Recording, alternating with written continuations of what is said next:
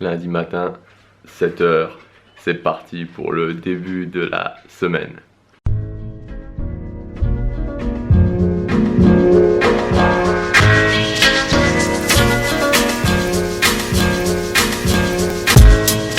Alors le lundi en général, je reste chez moi. Je vais à la salle le matin, mais c'est assez rare que je fasse vraiment une journée où je suis beaucoup dehors parce que j'aime bien me servir de la journée du lundi pour faire les trucs les plus pénibles de la semaine, pour vraiment faire les choses que j'aime le moins faire, et donc comme ça me permet de bien démarrer la semaine. Et vraiment, une fois que j'arrive le lundi soir, j'ai vraiment bien entamé ma semaine et je me dis voilà, la semaine va bien se passer. Donc aujourd'hui en fait je voudrais vous parler des vlogueurs qui m'inspirent le plus, tout simplement parce que voilà, une des clés de la création de contenu.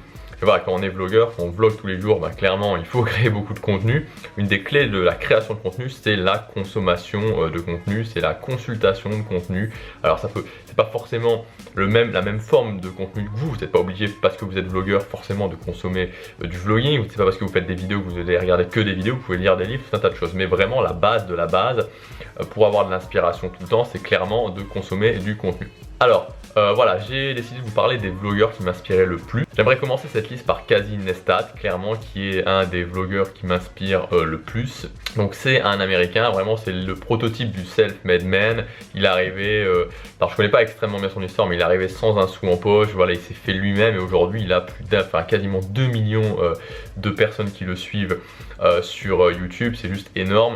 Et ce qui est génial avec son vlog en fait, parce que voilà, c'est un daily vlogger, c'est qu'il a vraiment réussi à faire pour moi la formule parfaite du vlogging. C'est-à-dire qu'à la fois c'est artistique, c'est intéressant à regarder, et en plus ça bouge pas mal, et en plus il y a vraiment un message. Donc c'est vraiment la combinaison parfaite pour un vlog réussi, en tout cas à mon sens. Ensuite, Antoine Blanche Maison. Alors clairement, voilà, pour moi, je trouve que, enfin je vous l'ai déjà dit dans la vidéo à la fin de l'interview, que c'est le vlogueur pour moi en France, le daily vlogger le plus prometteur. Je suivais avant, quand il n'était pas un vlogueur, quand il écrivait des articles, et ce que j'adore chez lui, c'est son côté artistique. Voilà, je trouve qu'il a un côté artistique qui vraiment se démarque des autres, se démarque du reste.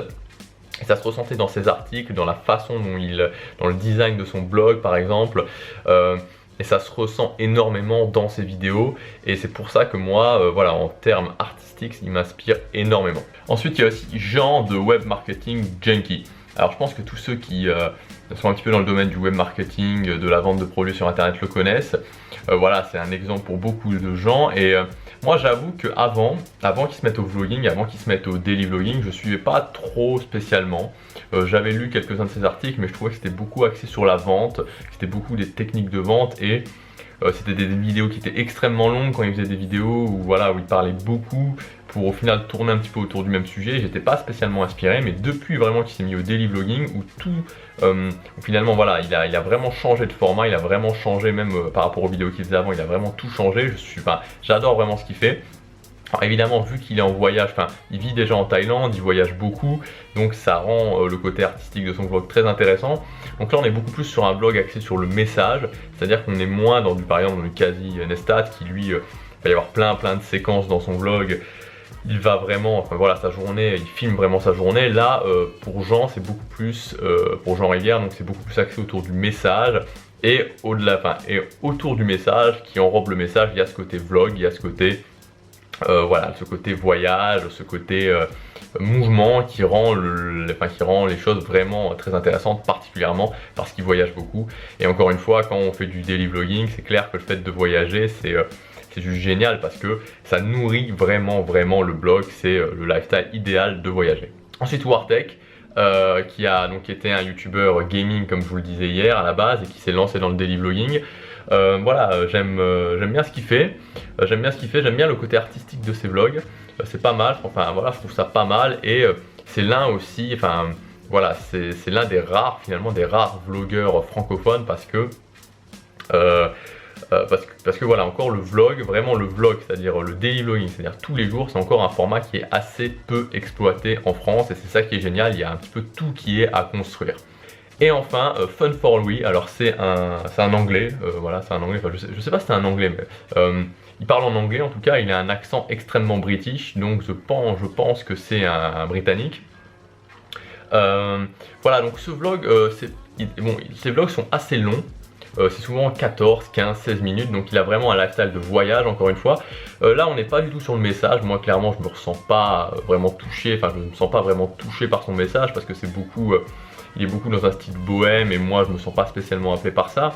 On n'est pas du tout dans du business, dans de la motivation, etc.